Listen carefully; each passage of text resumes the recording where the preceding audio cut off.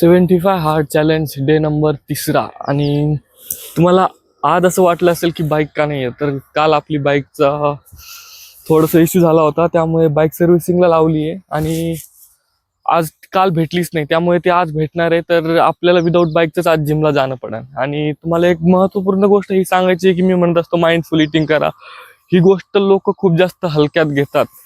विस्फी खराडी हा जो world record बनवलाय त्याने इंडियामध्ये, त्यांनी खूप सारे वर्ल्ड रेकॉर्ड बनवलेत आणि त्यांनी फक्त एकच गोष्ट सांगितली की ज्या दिवशी इंडिया माइंडफुल इटिंग करायचं शिकेल तेव्हा इंडिया फिटनेसमध्ये ग्रो होईल.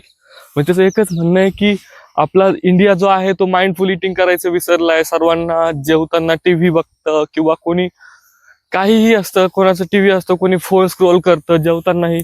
इवन मी असं नाही म्हणत की मी नव्हतं करत, बट मी पण I am also one of them who scrolling reels और watching TV. But now I want to change myself and also I want to change to you.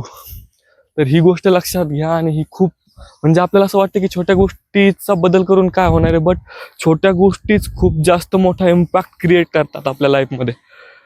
तर आता बघूयात रिक्षा भेटेल की नाही किंवा लिफ्ट मे बी, बघूयात. तर फायनली आपल्याला लिफ्ट भेटलेली आहे आणि आपण जात आहे जिमला. धन्यवाद काका, खूप लवकर लिफ्ट भेटली आपल्याला आणि खूप चांगलं वाटतं की आपल्याला म्हणजे अडचणीच्या वेळेस जेव्हा गाडी नसते आपल्याकडे कोणतरी हेल्प करतं. तर माझंही हेच म्हणणं आहे, जर तुमच्याकडे नसेल ती तेव्हा गोष्ट वेगळी आहे, बट जेव्हा तुम्ही कोणातरी हेल्प करू शकता तेव्हा तुम्ही 100% हेल्प केलीच पाहिजे. I think so. आणि व्हिडिओ येत राहतात, सबस्क्राईब करा. सपोर्ट चांगला चालू आहे, त्यामुळे मला पण थोडंसं मोटिवेशन भेटतंय की अजून चांगले व्हिडिओ बनवू, अजून जास्त हेल्थचं नॉलेज शेअर करू तुमच्यासोबत. तर चला जाऊया जिमला. तर आपण जिमच्या खूप जवळ आलोय आणि काकाने एक खूप मस्त गोष्ट बोलले की आपण जे कर्म करतो ते रिटर्न फिरून आपल्याकडे येतातच. जसं मी त्यांना म्हटलं की मी पण मार्केटिंगला जातो की असं असं काम करतो आणि मी पण खूप वेळा शाळेतल्या मुलांना किंवा कोणाला गरज असेल किंवा लिफ्ट पाहिजे असेल तेव्हा खूप जणांना लिफ्ट दिली. तर त्यावेळेस ते अजून खुश झाले. ते म्हटले की तू असं करतोस म्हणून तुला एक्झॅक्ट लवकर लिफ्ट भेटते. आणि मी त्यांना म्हटलं की काल मी गाडी शोरूमला लावली, शोरूमच्या पुढेच एक गाडी उभा होऊन थांबली, तो पण म्हटलं यायचंय का स्वतःहून. त्यानंतर मी पण खुश झालो की यार असं कसं काय. आणि त्याच्यानंतर त्याने जिथे सोडलं तिथं एक्झॅक्ट लगेच दुसरी लिफ्ट भेटली. दुसरी लिफ्टच्या नंतर तिसरी, सेम तेच घडलं. मग मला वाटलं यार काकाचं म्हणणं कुठेतरी खरं आहे की आपण जे कर्म करतो ते कुठेतरी फिरून रिटर्न आपल्याकडे येतातच. भले ते डझंट मॅटर ते चांगले आहे की वाईट आहे. तर जिम पाशी मी आलोय आता. हे आहे आपली जिम, आपल्याला वर जायचंय आणि चला वर्कआउटला स्टार्ट करूया. आणि आज एवढं लिफ्ट घेऊन आलोय, सगळ्या गोष्टी केल्या. आज आपला लेग डे. तर सांगायचं हे की आज आपला लेग डे आणि लेग डे मारायचा आहे आपल्याला. आणि खूप सारे मुलं जे असतात ते हे विचार करतात की भैया जे ॲथलीट आहे त्यांची लाईफ एकदम परफेक्ट आहे, त्यांची डाएट ऑन अ पॉईंट आहे. तर असं काहीही नसतं. इव्हन मी पण आज प्री वर्कआउट म्हणून खूप साऱ्या जणांना वाटतं की खूप एक्सप्लेनमध्ये डाएट असतं, खूप जास्त डिसिप्लिनमध्ये. असं काही नसतं. आज फक्त पाणी पिऊन आलोय आणि असं खूप दिवसापासून हेच चालू आहे माझं. तर हेच तुम्हाला सांगणं आहे. तर चला वर्कआउटला स्टार्ट करूया. आज माझा पूर्ण लेग डे आणि फुल फोकसमध्ये लेग ॲप्स पण घ्यायचे, जे की मी तुम्हाला प्रत्येक वेळेस सांगत राहतो. ज्यावेळेस तुम्ही लेग्स घेता त्यावेळेस तुमचे ॲप्स कुठेतरी इन्क्लूड असतात लेगच्या याच्यामध्ये. त्यामुळे तुम्ही लेग्स आणि ॲप्स हे हमेशा सोबत घेतले पाहिजे. होप तुम्हाला समजलं असेल. चला वर्कआउटला स्टार्ट करूया.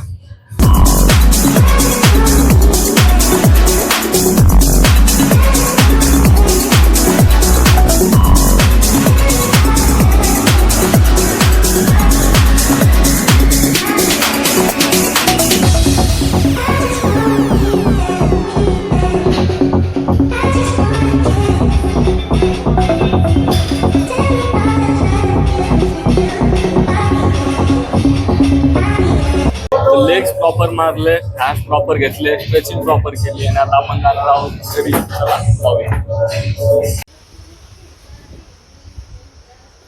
मेडिटेशन झाल्याच्या नंतर मी गेलो होंडाच्या शोरूममध्ये. बाईकची सर्व्हिसिंग झालेली होती, त्यामुळे बाईक घेऊन पुन्हा कंपनीत गेलो. आणि कंपनीमध्ये फारसं काम नव्हतं, फक्त अंजीरची पॅकिंग बाकी होती, जी की मी खूप कमी वेळात केली. आणि ते झाल्यानंतर मी घरी येऊन भगवद्गीता रीड केली. तर भगवद्गीता वाचून झालेली आहे आणि भगवद्गीतेमध्ये आतापर्यंत जे आपण फर्स्ट डे, सेकंड डे आणि थर्ड डे 10 पेजेस वाचले, त्याच्यामध्ये आतापर्यंत म्हणजे अध्याय चालू झालेला नाही अजून. आता उद्यापासून अध्याय चालू होणार आहे. तर आतापर्यंत जे होतं ते फक्त भूमिका होती, पाठ होते की कुठल्या अध्यायामध्ये काय होतं असंच काहीतरी होतं. आता उद्यापासून खूप जास्त मजा येणार आहे आपल्याला रीड करण्यामध्ये. आणि तुम्हाला एक गोष्ट सांगायची ही आहे की जेव्हा आपण कुठलंही काम वगैरे करतो म्हणजे फिजिकली ॲक्टिव्ह असतो, तेव्हा आपण मेंटली तेव्हा ॲक्टिव्ह नसतो. तर माझं एक ओपिनियन किंवा सजेशन हे असतं की तेव्हा कुठला तरी पॉडकास्ट किंवा असं काहीतरी आपण ऐकलं पाहिजे जे की आपल्याला इन फ्युचर व्हॅल्यू प्रोव्हाइड करेल. जसं की मी इंग्लिश कोर्सेस ऐकत राहतो किंवा ऑडिओ बुक ऐकत राहतो. हे खूप जास्त मला हेल्प करतं इन जनरल. जेव्हा मी बोलतो किंवा काही गोष्ट करतो ते कुठेतरी मला हेल्प करतं की क्लिक होऊन जातं, हा यार आपण असं ऐकलं होतं. तर ही गोष्ट तुम्हाला हेल्प करेल, आय थिंक सो.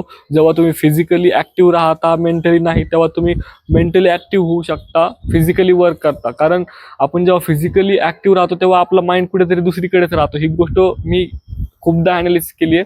त्याच्यामुळे माझी अशी स्ट्रॅटेजी आहे की मी जेव्हा फिजिकली ॲक्टिव्ह असतो, मेंटली नाही, तेव्हा मी मेंटली काहीतरी पॉझिटिव्ह किंवा काहीतरी इन्फॉर्मेटिव्ह कन्झ्युम करायचं ट्राय करतो. होप तुम्हाला समजलं असेल आणि व्हिडिओ आवडला असेल किंवा नसेलही आवडला तरी सबस्क्राईब करा.